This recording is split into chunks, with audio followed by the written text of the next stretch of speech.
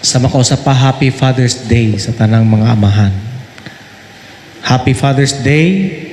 Happy Father's Day. Gamay rang amahan. Gamay rang amahan nimbaw.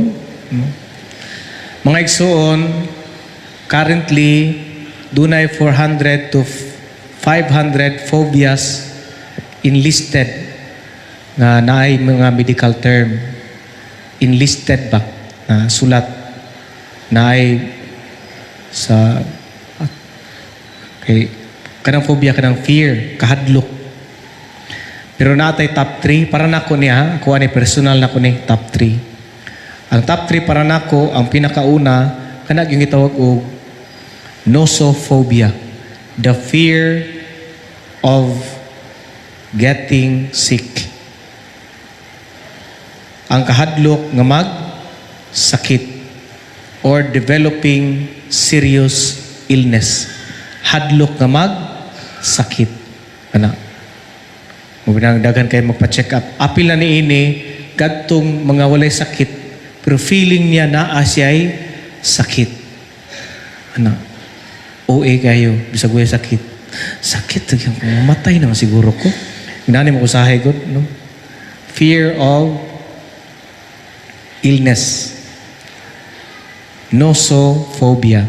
Ay kaduha, ang para nako, ang top 2, ganyan top 3. Kani top 2 para nako. Thanatophobia. Ang thanatophobia, gikan sa word nga thanatos, death. Buot pasabot, fear of death. Kahadlok matay. Mo binig na mamatay, mahadlok nga, inigsuong mapakog. Mapakog sa lungon. Kaya ang mapakog, mo'y musunod sa namatay. Ha? Yun ang gana. Dahil ang rosaryuhan, bugtuon. Bugtuon, di mo na tinuod, God. But na. Ayaw niya bugtuon, mo niyawaan, anak. Kung padal na yung rosaryuhan, ayaw bugtua. Aso mo kuha, anak. Kaya ron kuno dili masundan, nga mamatay magyud na. Mamatay magyud ta. Sa pag di na bugtuon. Fear of death. Muna ang para nako, ang pinakanindot ka profession, doktor yun. Kay salud ginatanan. Feeling pa lang nga magdaot, doktor. Mamatay, hapit na mamatay, doktor. So sa mua, salin-salin na lang. Mga pari.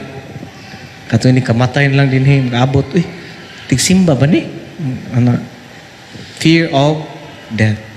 So kung mga igsuon, gipahinumduman kita nining ebanghelyo karon, kabisan sa kadaghan sa problema, sa kahadlok sa mga problema, sakit baka sa lawas, problema nimo karon, kini pahinumdum sa Ginoo. Sa Greek pa ni, me phobes te. Me phobes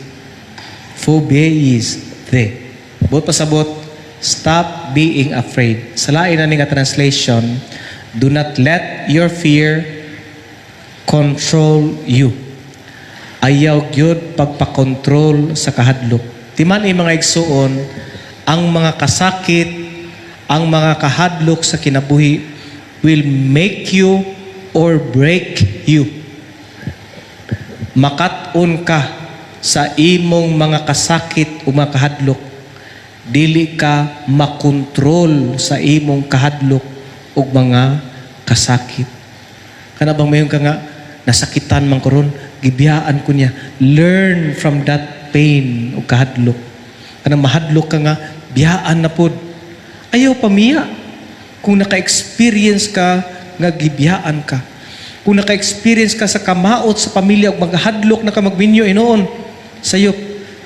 Kung naka-experience ka kamaot sa pamilya, kay Father's Day man ron, gumikan sa amahan nga mga irresponsable, kung ikaw doon ay pamilya, make sure nga dili sila maka-experience sa kahadlok nga imong na-experience.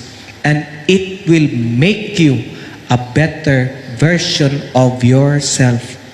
Mahimo ka nga nindot kay nga tao gumikan sa imong mga kasakit nga mga kasinatian. Amen? Amen. Kung na problema o nahadlok ka nga mahutdan og kwarta, ayaw gyud pagresulta sa pagpangawat. Gikontrol gyud ka sa imong kahadlok ana. Kay imong yung isugal ang imong kalag sa pagpangawat aron lang gyud mawala ang imong kahadlok dili sayop. Ang tanan nga giskutan sa atong Ginoong Kristo nga dili mahadlok, you have to solve your problems nga dili ka magpakasala. Kinahanglan mosunod ka sa balaod sa Ginoo. Kung panalitan gidaog-daog ka, nya mahadlok ka daog-daogon, you have to make sure nga dili ka mangdaog-daog. Kay nakabati ka sa kahadlok sa pagdaog-daog. Kung gikan ka sa ubos ug nisaka na sa imong kinabuhi karon, na professional ba ka, doon na nakay posisyon o doon na nakay dungog, nya gikan ka sa ubos. Ang imong kahadlok nga mobalik sa ubos, make sure mga igsoon katong naa sa ubos, dili makabati nga imo silang hadlokon. And ang kahadlok, mga igsoon, makes you a better person. Mo nang ang Ginoong Kristo nakabalugid siya sa iyang mga apostoles nga sakiton, eventually pamatyon sila. Apan ang pasalig sa atong Ginoong Kristo, si kinsa katong magsangyaw kaniya sa atong Ginoong Kristo sa mga maayong buhat ug iyang pagtulunan, dili gyud malaglag ang iyang kalag dito sa impyerno. Muna ningon ang atong Ginoong Kristo, ayaw ninyo kahadluki ang makalaglag sa lawas apan dili sa kalag. Muna kahadluki mga igsuon ang Ginoo nga sa panahon nga ikaw masakitan o nahadlok ang imong pagabuhaton sala. Example mga igsuon kay Father's Day man ron sa tanang amahan, kung doon na kay problema sa imong asawa, ayog dangop sa bisyo. Kung nabalaka ka sa imong kaminyon kay wala nakaganay sa imong bana o sa imong asawa, ayaw pangitag lain nga mangita kag comfort. Face your fear sa buhay pagkalami nga kaminyoon. O kinahanglan ang imong pagabuhaton subay sa ebanghelyo sa sugo sa atong Ginoong Kristo. Ang imong kasakit eventually will make you a better person. Upgrade na. Kung moagi ka kasakitan, upgrade na.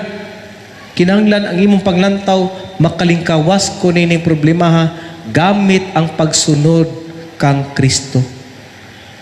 Walay shortcut. Muna ang pahinumdom kay Father's Day karon, akong pahinumdom sa tanang amahan, akong balikon sa akong kaning wali, 20 to 30% kung ang inahan maningkamot, magdala sa pamilya sa pagsimba, 20 to 30% try effectivity.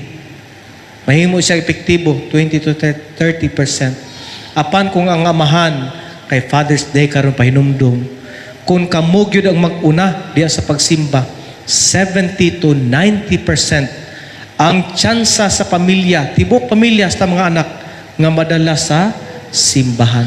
Kung nahadlok sa kinabuhi, timan mga amahan, kahadluki gyud ninyo kung ang inyong pamilya di na makaila sa Ginoo, especially ang mga anak.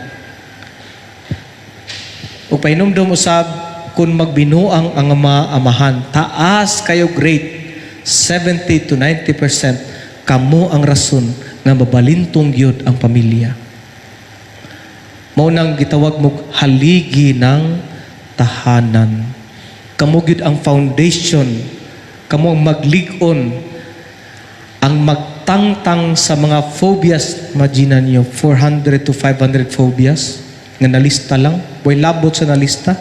Sa kadaghang kahadlok sa kalibutan, naa ka aron magtangtang sa kahadlok, dili maoy hinungdan sa kahadlok.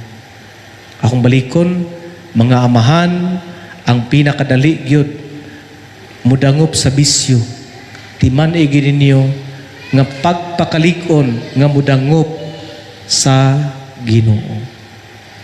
Atong pagampo nining Santos Kamisa sa tanan natong mga amahan, nga lig-unon sila sa Ginoo. Amen.